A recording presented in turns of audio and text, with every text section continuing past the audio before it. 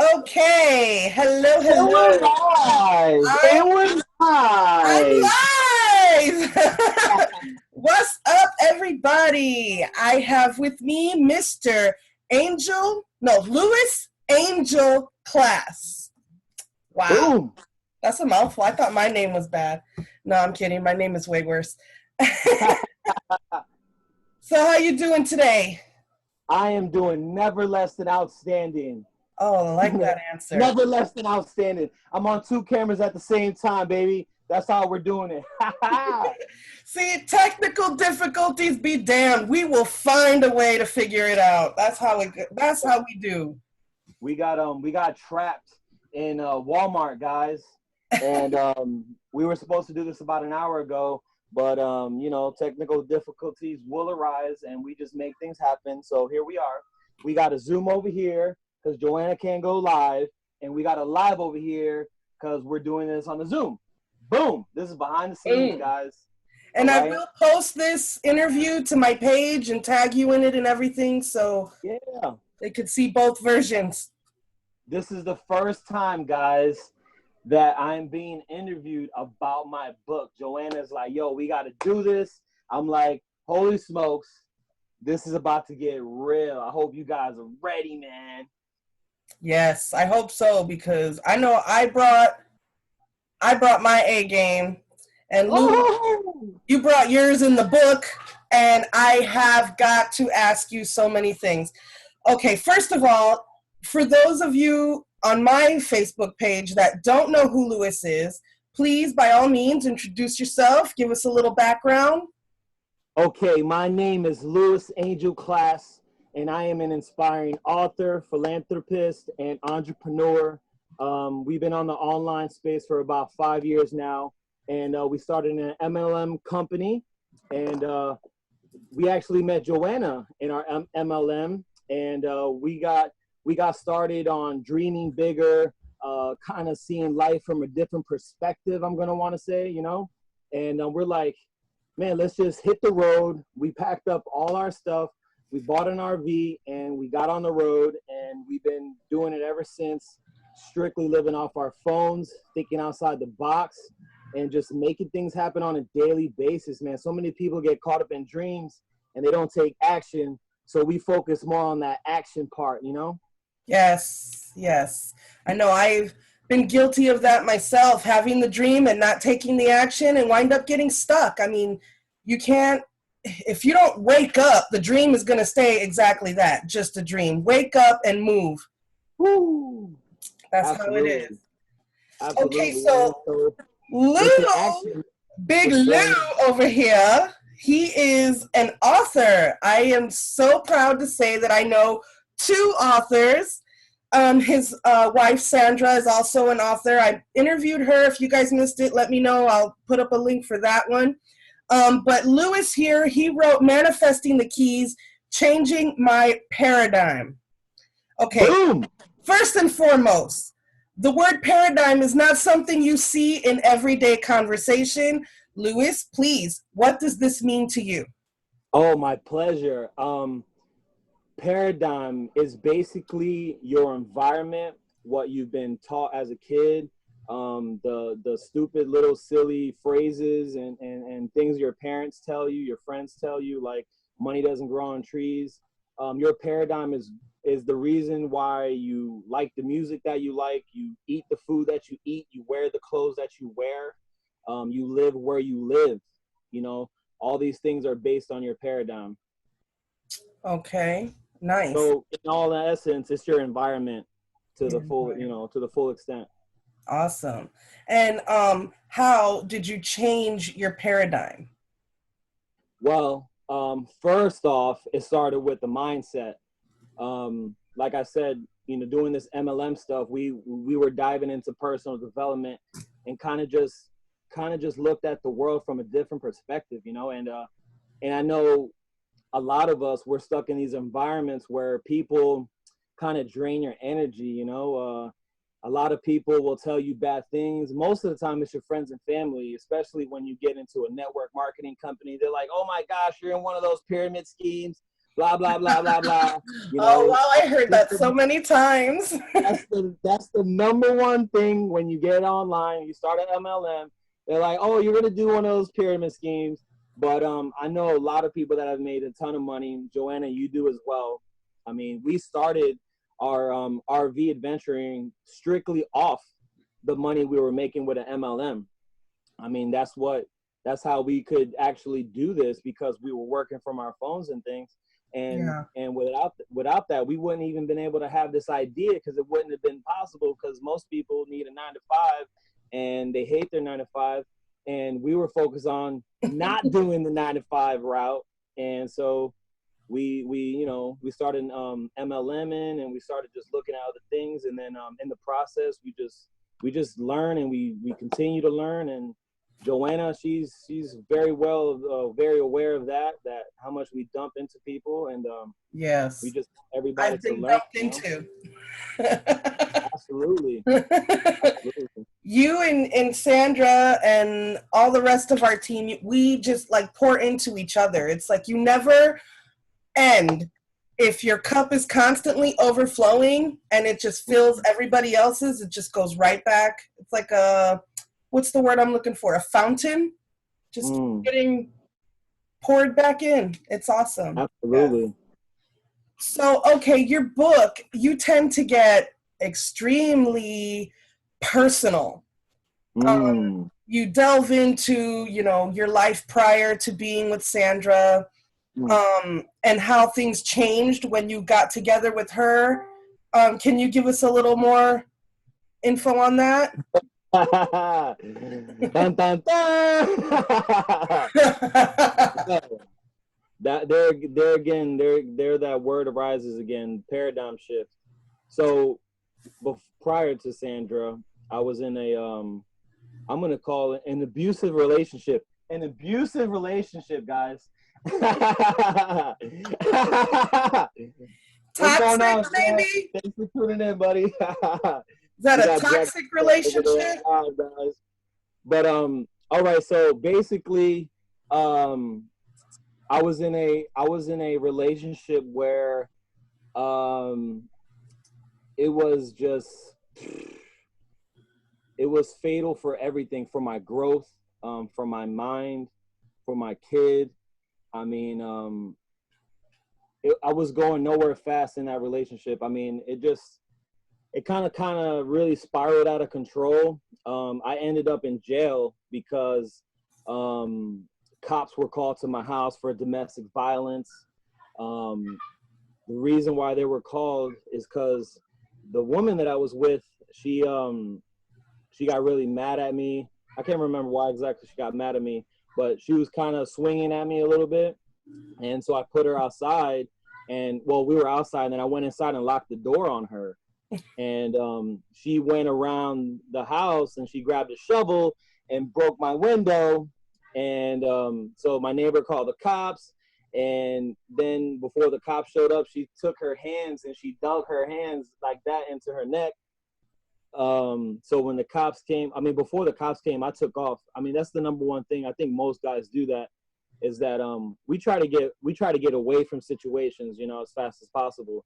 So I left. I actually took my daughter and I went to my parents' house, and within about 5 minutes, the cops showed up. But I found myself in jail with 70 other men, okay? And they were all arrested for the same thing, domestic violence. Okay, now, were they all dating the same girl too? I mean, oh man, that's I don't know. But she was an interesting woman, man. I mean, to this day, we still argue. Actually, right now, I'm going back to court for my daughter for full custody because there's some things that are going on that I don't really like. And as a father, I think hashtag men's lives matters, guys. All right. I see a lot of single men, taking over the role as mom. And my father was, I believe, one of the first men that started this. My father raised me and my brother, up until we were about 11 years old by himself. And I see that's a new trend going on in the 21st century. I feel like a lot of dads are actually trying to take their kids from bad environments and stuff. And I'm just another one of those examples. But so I ended up in jail with 70 men, and they were all in there because they had a crazy girlfriend like me. And one guy in particular stands out. His name was Sean, and he was in jail for the 7th time with the same girl. All right, and I just thought to myself, man, is this gonna be my life? Is this gonna be like how my life is just gonna continue to go? Am I gonna get arrested because this girl is crazy? And that's what happens in the state of Florida. Somebody has to go to jail, and usually 99% of the time it's the male, you know. Wow. And I was just like, holy smoke. So then when I was in jail, okay, I literally prayed for a good woman that would do nothing but love me. Okay, literally, this is what I asked the world. Like, just give me one good woman that will stick by me, ride or die, and just love me. All right. So I got out of jail overnight. It was kind of one of those overnight deals. And I had to really reflect on the last 24 hours, Mm-hmm. and figure out, like, man, is this what I want to go? So when I was in jail, I told myself I would not be in that environment. Okay. I will not. All right. And it's unfortunate because I was one of those men that I never wanted my daughter to be in a separate, household, Right. separated from mom and dad and stuff like that, because I was in one of those too. But unfortunately, things happen. And fast forward a little bit through that drama. Let's fast forward into some happy stuff. So about Enter 8-10 months Sandra later, into the picture. boom, exactly. So I at the time I didn't want to be in a relationship because I was in that relationship for like 4 years, and I didn't really want to do that all over again and stuff, So I went to this event with one of my friends. He used to sing and stuff like that, and we went to the same concert kind of deal to support him. And I met her, and literally I may have said like 2 things to her, all right? And little did I know she was the answer to all my prayers, Wow. So, we started building a relationship, not, just hanging out and just, hanging out with friends and family. And when I started hanging around Sandra, I started noticing things like, man, people love this girl, like no matter where we were at, like people just loved her. They used to call her a Tinkerbell. And she used to just like spread happiness everywhere that she went. She still does that. I'm dead honest. So I started noticing things like that, and like I said, I didn't want a serious relationship or anything like that. And when we first met, I might have been an ass a little, just a sprinkle of ass in there, you know what I mean? But Wow. it was just because of my prior relationships with women. You have to understand, I never had a relationship with my real mother. I never knew what it was to love a woman. All right. Wow. I never knew how to love a woman. And the crazy thing is, Sandra always knew that was my block. That was my issue, is that I never had my mom in my life. So I never knew what it was to love a woman. My dad had girlfriends and stuff, but I never was like, oh, that's my mom, up until he found a woman that would come into his life and change all of our lives, and her name's Carmen. I consider her my mom, That's and good. I love her. And Sandra reminds me a lot of her. That's the funny part, She came into your life first, right? Carmen? Yeah. Yeah. She was Yeah, your example. Absolutely. This is Absolutely. how God works, completely mysteriously. Absolutely. Can I get an amen? Amen. Amen. Holla back. Yeah. So yeah, man. She came into my life. She swept me off my feet, and you know, we literally been happy ever after. I mean, you know, we've had like everybody else. You know, they go through some struggle. It's just a part of the journey, man. You know, like, you know, the journey to success. Nobody is gonna have an easy journey. You know, that's not part of the plan. It's like everything that you go through, it builds you up. It makes you stronger. You know, I'm such a firm believer of that. You know what I mean? So a lot of times, you just have to step into the flow and just go with it. You know, deal with it as problems come. You know, problems arise. Right now, I'm going back to court. You think I really want to go to court? No, but you just have to deal with that crap and keep it moving. You know, but I'm just happy that I got an awesome woman. She's forever changed my life. My dad notices it. My mom notices it. My brother notices it. We Like, all notice it. boom. You know what I mean? And I think there's a good woman for every guy out there. There's one good woman for them. You know, you just got to stop looking in the bad places, bro. Go to the library. Screw the bar. Okay. Did I lose you? You there, Lou? Looks like you froze a little. I don't know if you can hear me, but my next question has to do with your first chapter. You titled it Practice Forms Habits. You still look frozen. Can you see this? This is Joanna right here. There you are. Joanna. Okay, Hey! I see you. Okay, so my next question is from your first chapter, Practice Forms Habits. So Woo! what practices did you have to inherit or adapt to or get rid of in order to adapt better habits? And what habits did you know, what did you trade in? Tit for tat type of thing. Give up to begin. So first off, I come from a background of construction, all right? And it's funny because you tagged me on the post, like, jack of all trades. Like, literally, I've done a lot of things in my life, you know?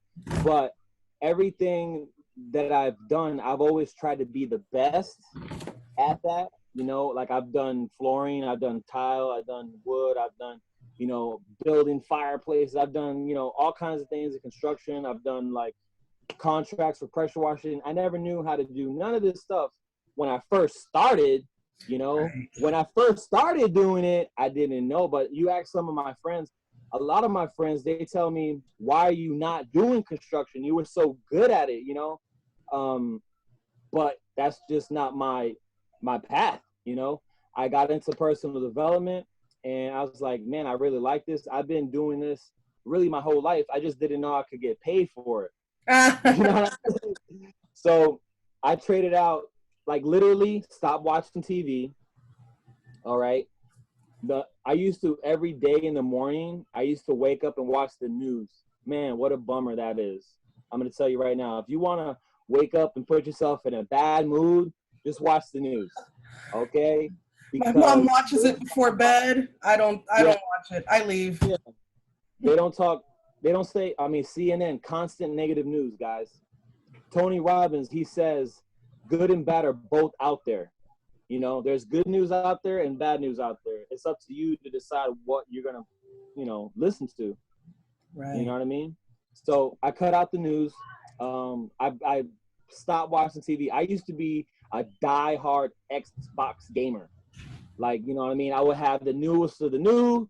I would be, you know, Xbox Live. I mean, I was a subscriber for years.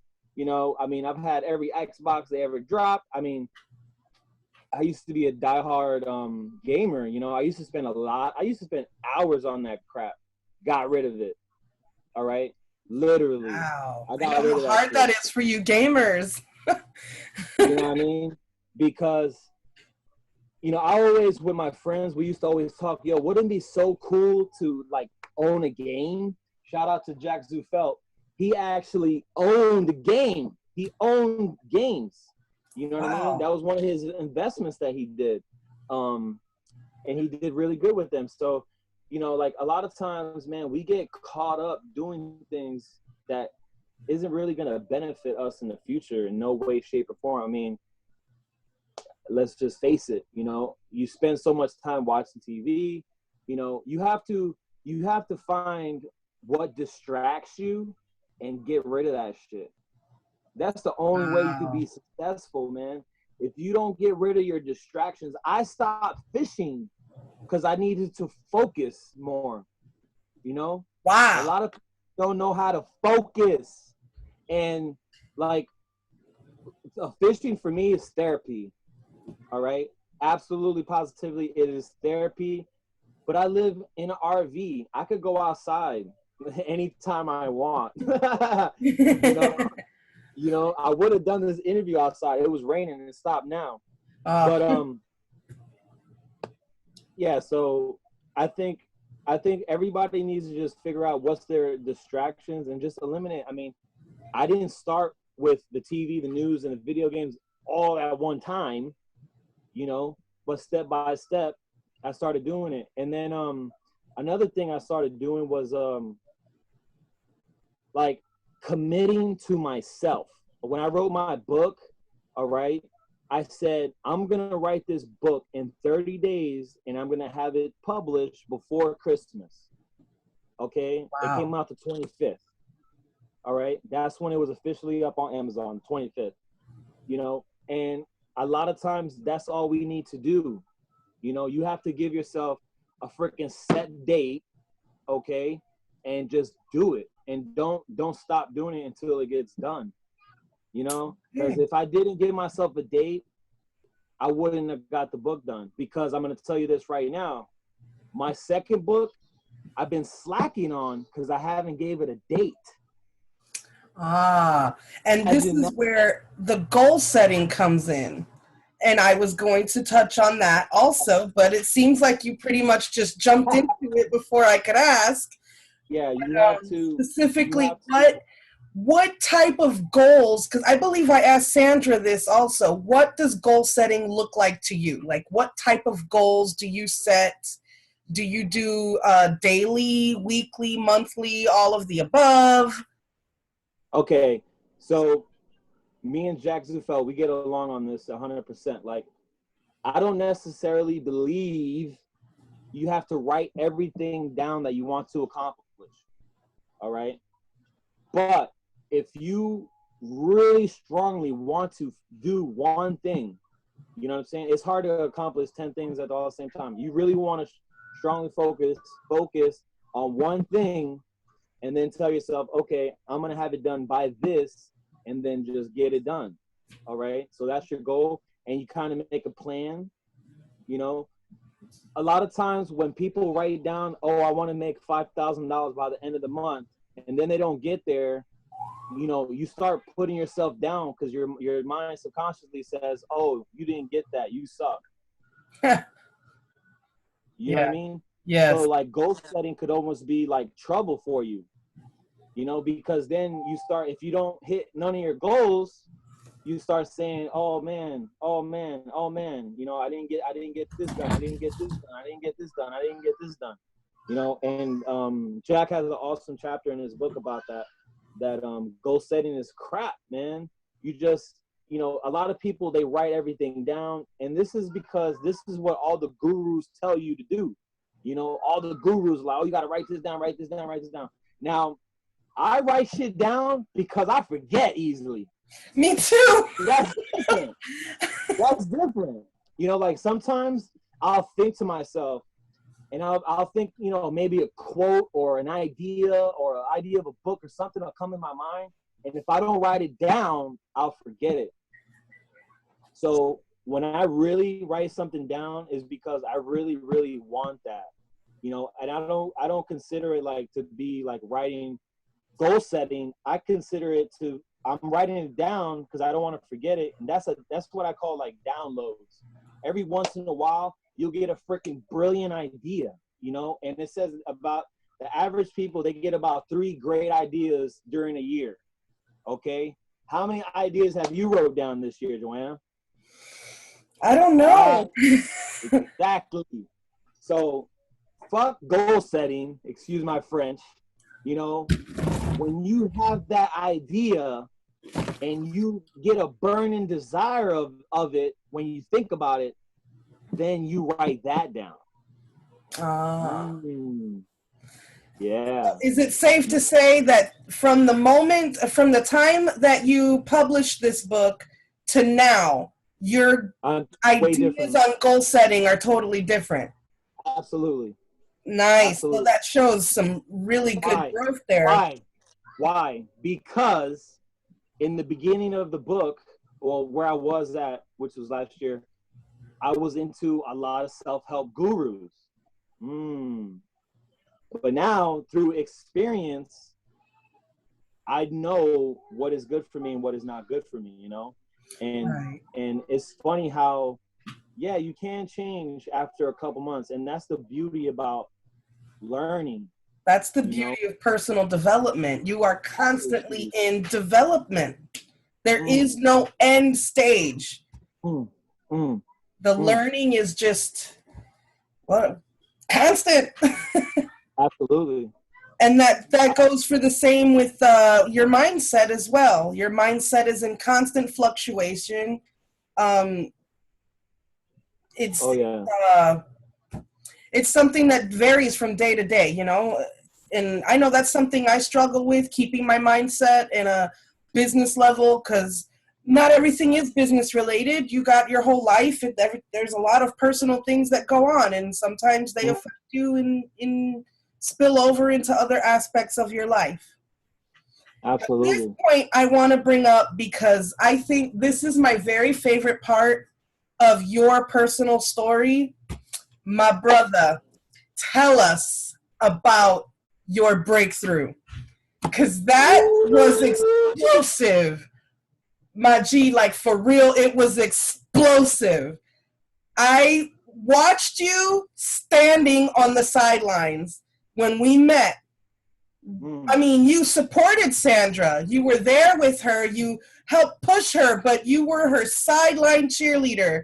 And now you not only got her back, you got her on the side, you got her up front. You was just all up in this. I need to know more about your breakthrough.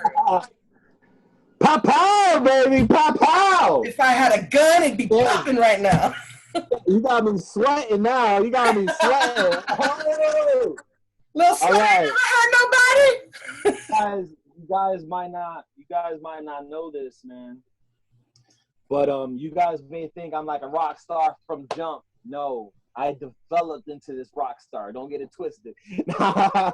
Yes. No, seriously, all jokes aside, 100% positively, it is because of personal development, guys. Wow. All right. I mean, there's no other way to put it. I mean, that is a fact. And like Joanna said, she witnessed me be one of those great cheerleading boyfriends. Okay. I was a great cheerleader. All right. And Sandra used to always dump personal development into my subconscious without me realizing it. And to go back further than Sandra, when I got kicked out of school when I was in 10th grade because I was hanging around some people that I shouldn't have been hanging around. All right. I know a lot of guys can relate, especially in your hood, Joanna. Oh, tell me. I work with them all. Guys. So, you know, Sandra was dumping this personal development in me and stuff. And when I first realized, the first time I've ever had self development was when I got kicked out of school and I got put in a program. It was called Excel. All right. And every day, like, we had to dress in a suit and tie, you know, dress for success every single day. We were like 14, 15 years old, you know, and we had to dress up like spiffy, you know. That works, by the way. Yeah, absolutely. Oh, well, it's because it's a mind thing. It's a mind thing. But so every day when we used to go in there, they used to dump into our subconscious was the Optimist Creed, and it's by Christian D. Larson. And without realizing it, I had literally lived my life by the words in the Optimist Creed. Wow. Right? Yeah. And through personal development, I pulled that out of my subconscious one day. I was in Colorado, and for some reason, remember I was telling you about those downloads? Mhm. The Optimus Creed just popped to my head, and I was like, what the hell? So I Googled it real quick, and I read it word for word. And I was like, ain't this about I was like, I live like this, man. You know, like I used to always tell my friends, like, you know, I used to always find like one good thing about them. You know, even if they may have been, you know, one of the worst people I knew, I would always find like one good thing to say about them. Or I would always like encourage their successes, you know, more than mine, you know. I Wow. would always just like little simple things, you know, You and were it's just, pouring into them. yeah, like literally, that's what I said. Like I've been doing this my whole life. I just didn't know I could get paid for it, you know. So yeah, so through personal development, I literally reached my fuck it moment where I was like, I'm gonna go all in. You Yes. know, this is when I was first introduced into network marketing. I was 17 years old. I was at an airport, and I had this rich guy come up to me and said, "Hey, you want to make a lot of money? Check out my airplane. Check out my car. Check out this. You ever heard of residual income?" I was like, "What? Residual what?" You know. And for some reason, when he mentioned network marketing, it was like I froze, and it felt like this was my future. Isn't that interesting? It Yes. felt like network marketing was my future. But what happened to me? I signed up with this company. It was a phone company, actually. And I signed up, paid like $400 for the package. And I was a, what they call, a package, what do they call them? A package runner or whatever. Remember that, Joanna? Uh, You just hit and bounce. That was oh, me. I don't know. I don't know that term. Hit robbers. But so I signed up with this company, and I had let all my friends and my family tell me that I couldn't be successful because they weren't successful. So I quit. Oh, All right. wow. So I quit. And then I was doing flooring for a company. I used to get paid what they call salary. And they used to have me traveling around the US. And I was in Mississippi one day, and I met this guy, and I'm still in contact with this guy. His name is Gerald. And he introduced me to another network marketing company by the name of Monavie. All right. And I did Monavie for a little while. Now there I got a little bit more involved into that, but there again, we wasn't doing personal development. We weren't doing that.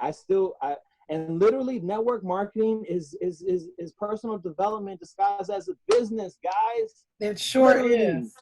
The only way that you will be successful is you have to practice your personal development. Sandra signed up a person today, and she is a freaking rock star, and she's successful on so many levels, you know. But she said, she admitted this. This is crazy. Ready?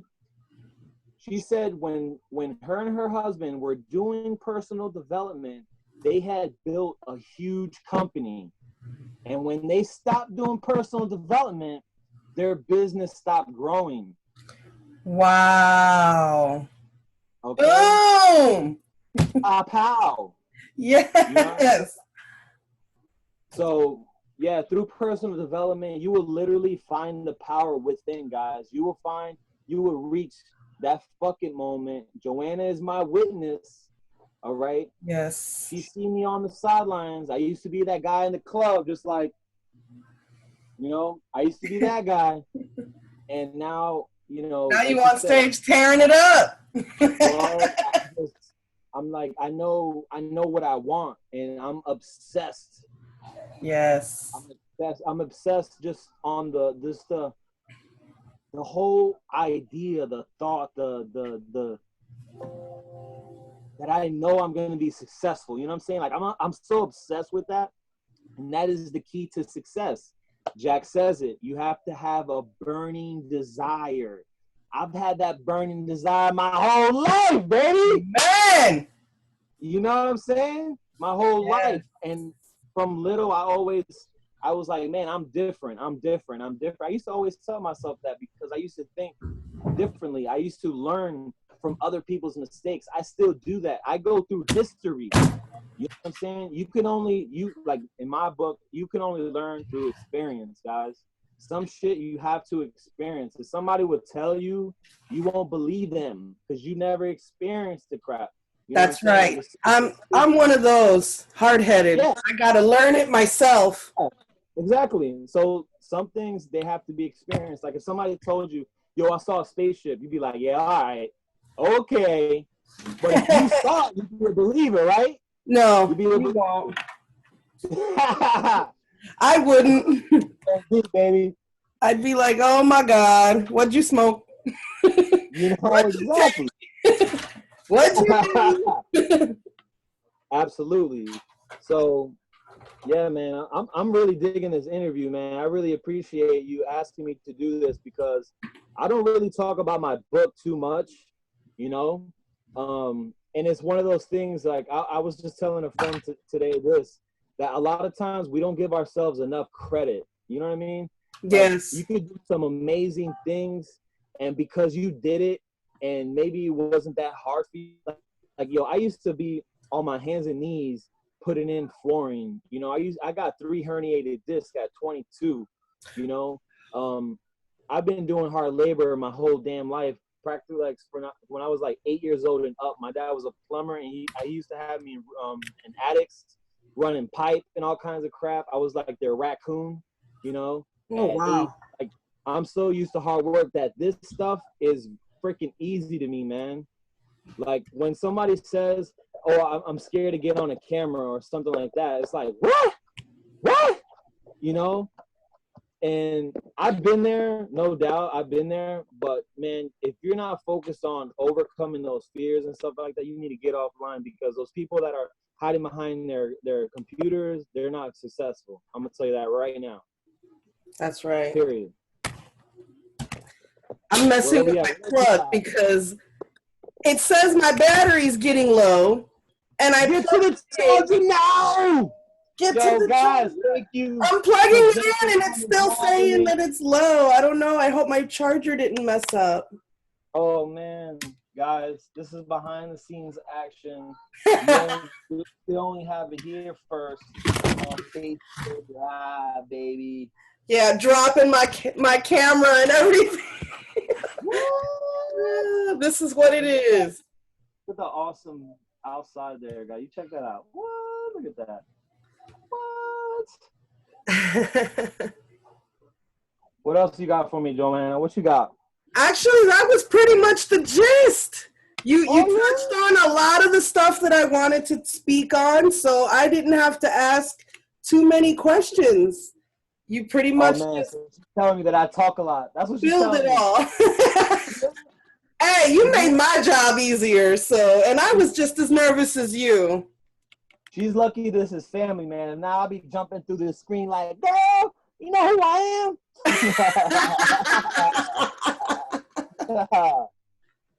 Oh my God, this was so much fun. Yes, it was. It always is with you. Oh yeah, you guys always have me like rolling on the floor, laughing. We're just gonna leave it at that. So any nuggets, any other pieces of advice for the viewers? I'm gonna say, stop thinking about being rich and make it happen. Stop thinking about the things that you want to do and start taking action towards them every single day. It doesn't matter if it's just a little tiny bit, you know, but a little tiny bit, 1% every single day is how you get to 100%, you know. Amen. Every single day, just a little. And, you know, maybe tomorrow you do a little bit more. Maybe you could, even if you just do the same as the first day, I mean, that's how you get multiply. You become stronger and smarter, and stay open-minded, man. You know, don't close your mind on just on one thing. You know, a lot of people do that in life. They just, you know, they say that they're open-minded, but they really aren't. Yeah. You know, the world is insane. There's so much information out there. You know, we don't know what's true, what's, you know, even books that I read, you know, like some of these books that I read, they've been reprinted over and over and over again. You know, it's like, why are they getting reprinted? You know, and they say, oh, they have to modernize them. You know, it's like, why are you doing that crap? You know, if it was good 100 years ago, how come it ain't good right now today? You know what I mean? They got to put new You know, artwork on the cover. That's what that is. that's, you know, Think and Grow Rich is the number one selling book for entrepreneurs. That thing has been